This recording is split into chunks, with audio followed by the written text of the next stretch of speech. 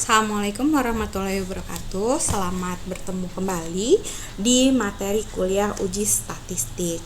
Pada pertemuan ini saya akan membahas tentang uji T independen atau uji T tidak berpasangan gitu ya.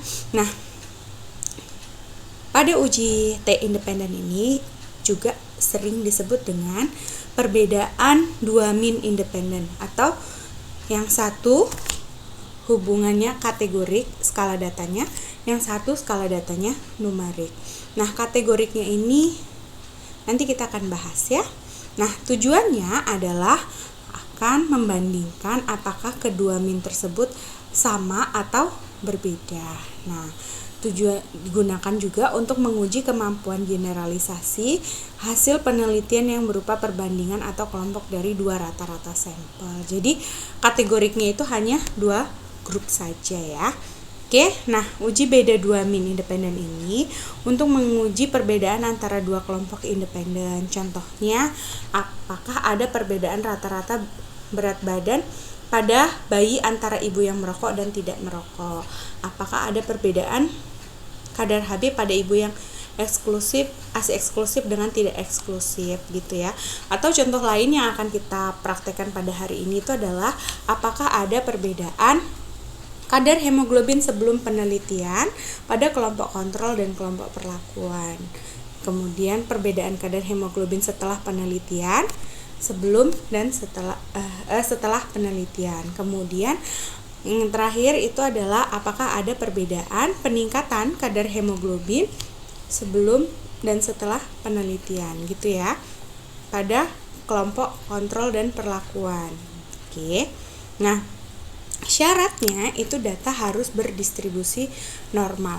Kedua kelompok berbeda dan independen. Jadi kalau yang materi yang kemarin itu adalah kelompok yang sama tapi dianalisis secara dua kali, kalau ini adalah kelompok yang berbeda gitu ya. Variabel yang dihubungkan adalah data kategorik dan data numerik. Oke, nah kita akan langsung praktek pada hari ini. Kita akan membuat tabulasinya. Nah, ini untuk tabulasi datanya ya. Ini nanti akan saya share ke tugas kelompoknya. Ke tugas kalian, ini adalah tugas individu. Nah, di sini kita akan melihat perbedaan kadar hemoglobin dua kelompok sebelum penelitian, kan 2 min, yaitu kelompok perlakuan, kontrol, kemudian kadar hemoglobin gitu ya. Nanti tabelnya seperti ini akan saya share. Kemudian yang ini juga perbedaan hemoglobin kedua kelompok setelah penelitian ya. Kita akan share ini.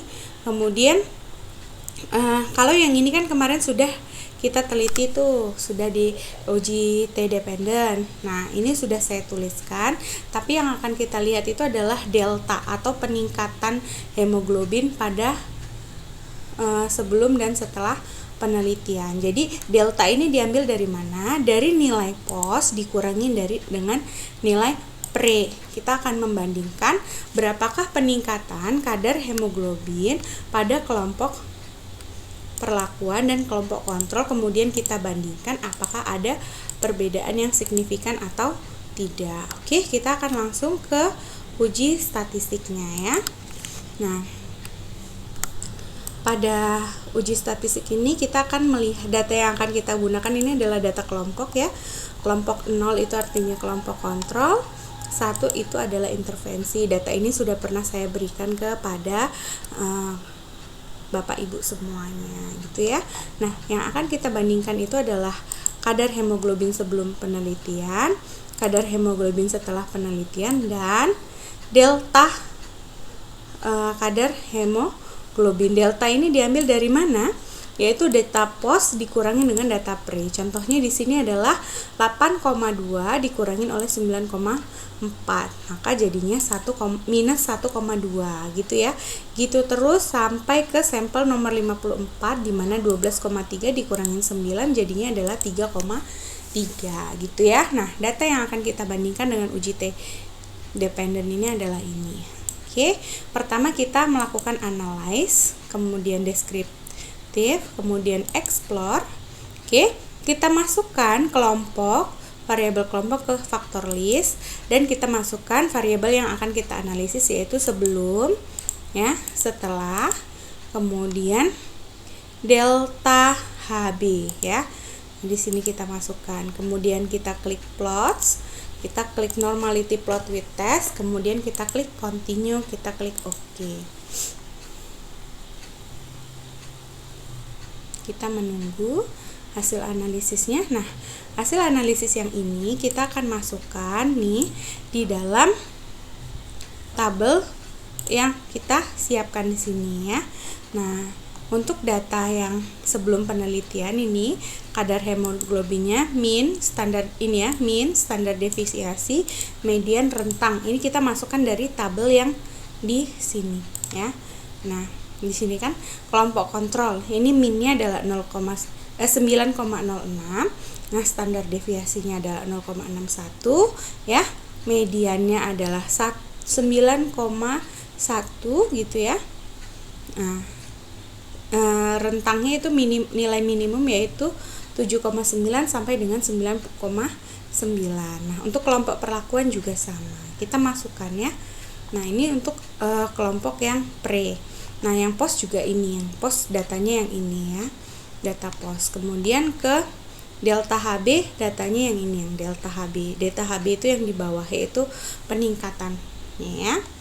Oke, kemudian kita lihat uji normalitas, karena tadi syarat untuk melakukan uji T adalah dengan uji normalitas. Nah, kalau sampelnya itu lebih dari 50, kita pakai uji normalitasnya Smirnov, Kolmogorov-Smirnov. Tapi kalau kurang dari 50, kita pakainya Shapiro-Wilk. Karena sampel ini hanya 27, maka kita ujinya pakai Shapiro-Wilk. Dan ternyata didapatkan p-value-nya semuanya lebih dari 0,05, yang berarti sebaran data normal dan bisa dilakukan uji T independen. Oke, kita akan langsung melakukan uji T independen. Caranya adalah dengan kembali ke menu sini, kita klik analyze, ya. Kita klik compare means, independent sample t-test, ya. Kita pilih ini, kemudian kita klik, ya, independent sample t-test. Masukkan kelompok kontrolnya kelompoknya ke grouping variabel. Kemudian kita define group, yaitu di kategorinya dia kan 0 dan 1, maka kita masukkan 0, kemudian 1, kemudian continue, kemudian kita klik HB sebelum penelitian, HB setelah penelitian, kemudian kita masukkan ke delta HB sebelum penelitian. Oke, semua kita masukkan jadi 1. Kemudian kita klik OK. Sudah selesai uji T-nya. Oke, uji T-nya kita langsung sekaligus 3, ya. Jadi biar nggak repot. Jadi mau variabel yang kita teliti itu 3, 4, 5 atau 1, itu cara melakukannya sama saja, ya.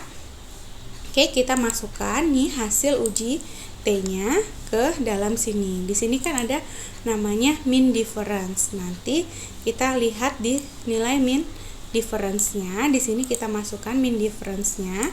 Ya, untuk data sebelum penelitian ini mean difference-nya ada 0,5407. Masukkan.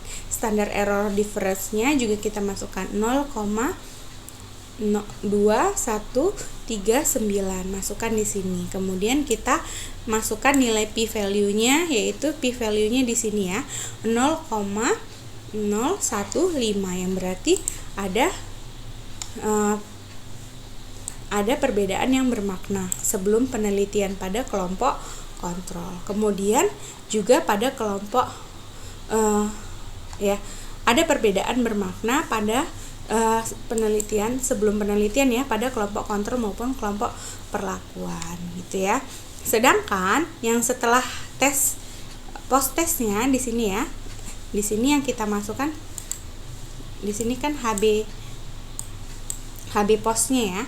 Nah, kemudian setelah post kita masukkan mean difference, SE difference-nya, ya.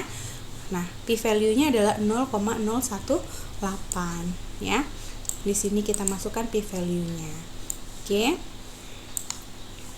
Nah, itu ada perbedaan bermakna juga, gitu, ya. Kemudian kita lihat di sini.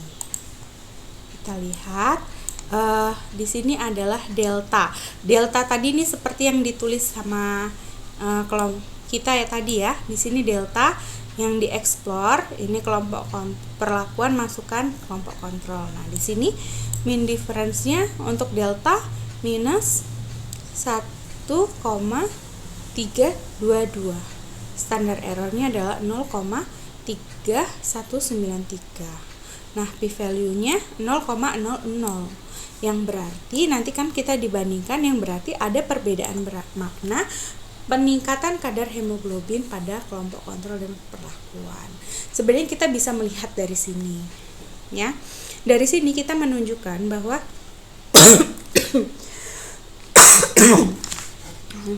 dari sini kita bisa menunjukkan bahwa pada kelompok kontrol HB pertama kali itu lebih tinggi, tapi kelompok perlakuan itu lebih rendah.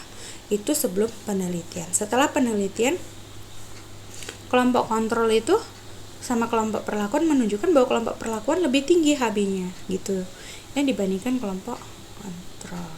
Ini menunjukkan bahwa peningkatan kelompok kontrol itu hanya 1, sedangkan peningkatan kelompok perlakuan sampai 2 meningkatnya ya.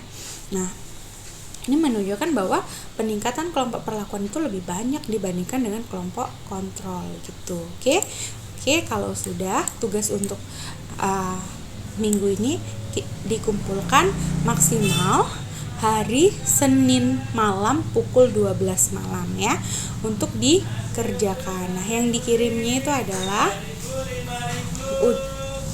file yang ini ya, file yang UJT, di save ya, di save, kemudian ditulis nama.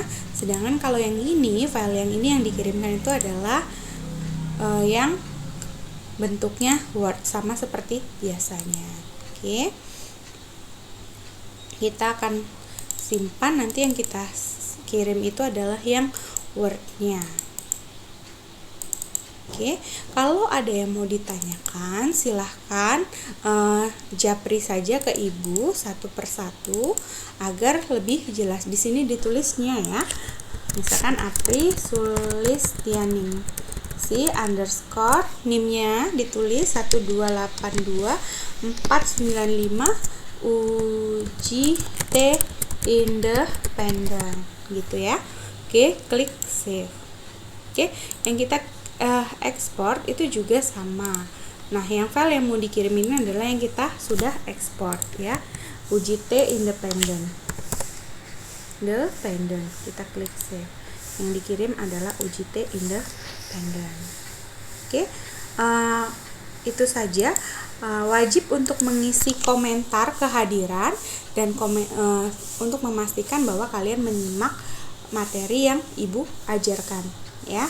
Oke, jadi hari ini absennya ada 2, absen di Google Classroom bahwa kalian hadir di kelas ini, dan absen di komentar YouTube untuk memastikan bahwa kalian menyimak materi ini. Oke Bapak Ibu, terima kasih atas perhatiannya. Assalamualaikum warahmatullahi wabarakatuh.